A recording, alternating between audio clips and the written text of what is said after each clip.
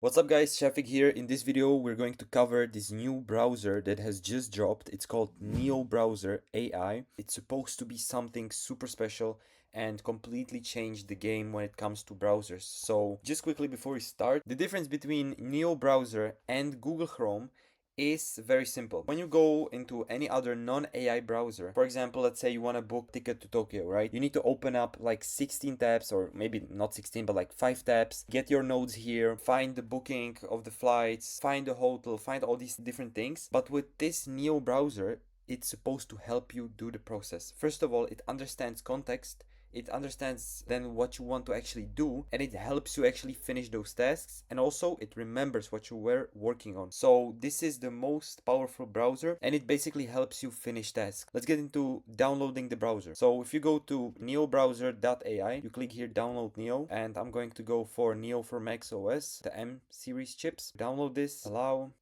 Let's go through the whole process together. Okay, so we got it download. Let's open it up. All right, so we are in Neo. So I'm just going to enter my name. Let's hit next. Import your data, choose browser or start fresh with Neo. I'm gonna start fresh. Pick a theme, choose a style for your Neo. I'm good with light. Damn, and we're here. So we are officially in Neo, and it looks as like the first, because I never tried this, right? Never ever I tried this. This is why I try to keep my videos authentic. And by the way, the idea is from my Skool community. One of the members here actually made a post about Neo, and this is how I have basically picked up on it. So definitely check our FutureMinds AI community out. And yeah, let's continue with the video. All right, so we're in full screen right now, and let's actually discover this. So it got my location, some weather, which looks kind of nice. It got the time, everything looks clean. Here we have a chat similar to ChatGPT. So here we have some panel with some new tabs. Okay, this looks good. If we click new tab, we have a magic tab or magic page. All right, we have probably some saved ones, integrations, Discord only, okay, and some notifications. Okay, chat history, browsing history, image gallery. All right, so let's say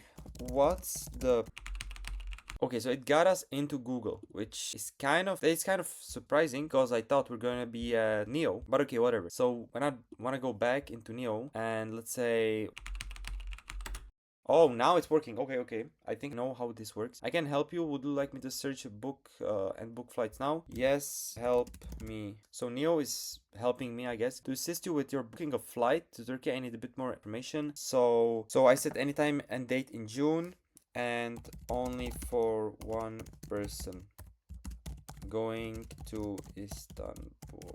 Okay, I gave it, I guess, all the information. So now it's searching the web, processing the results. This looks pretty clean, by the way. All right, so I have said here, any budget is okay, and it's one-way ticket economy. I have basically answered these questions and came up. Which would you like me to do next? Search cheapest dates in June. All right, so if we, for example, click this or view this. All right, so we peeked at it, I guess. Okay, so it already got us the flights, and we can just continue and hit it. I mean, yeah, it is actually helpful. It is actually helpful, but I don't see this better than Perplexity. Yeah, because for example, if we asked it about the prices of Bitcoin, it just gave us or redirect us to Google, right? So I guess there is some potential to this site. Yeah, it's basically works like an AI, I guess, and it's a little bit of a browser. Rephrase, simplify my language, add more details. Yeah, you can see this is pretty cool actually, these snippets. Help me code better. Yeah, okay, so depends on how good it actually is, these results from it, but I think there is some potential to this, 100%. Yeah, so if I show you Perplexity, which you probably already know, we see that it is kind of a browser. I call it Google on steroids, and you can see we have some library, so what we have done, some history, discovery spaces, we have the finance, for example.